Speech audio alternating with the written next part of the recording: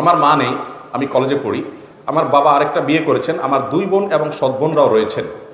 আমাদের পরিবারের কেউ ইসলামিক মাইন্ডের না, তারা কেউ পর্দা করে না। আমি যদি ইসলামিকভাবে পর্দার সাথে থাকতে চাই তাহলে আমার বাবা আমাকে বাধা দেন। এখন আমি কিভাবে কি করব?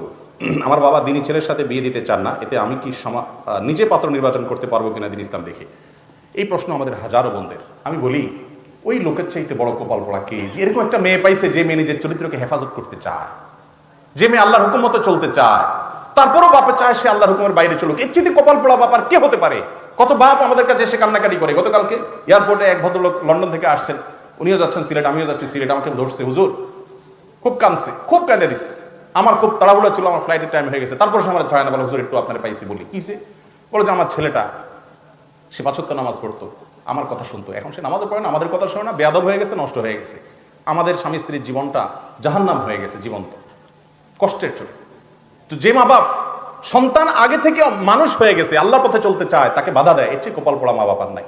যদি কোনো মা বাপ অন্যায় করতে বাধ্য করে, সেই অন্যায় কথা শুনতে আপনি বাধ্য না। মা বাপ কেন, কোনো মৌলবী, কোনো পীর সাহেব, কোনো হুজুর, কোনো আলেম সাহেব, কোনো মুফতি সাহেব যদি উল্টাপাল্টা কথা বলে, কোরআন হাদিসে নাই সেই কথা বলে, অন্যায় কথা বলে, তাহলে সে অন্যায় কথা মানা যাবে? এই যে একটু আগে আমি একটা ভুল ফতোয়া দিলাম, আপনারা সবাই চিল্লে উঠছেন না, ভুল। ঠিক এভাবে ভাই, মা বাপ কোনো অন্যায় কাজ করলে সেটা মানতে সন্তান বাধ্য না। লা তাআতা লিমাখলুকিন ফি মাসিয়াতিল খালিক।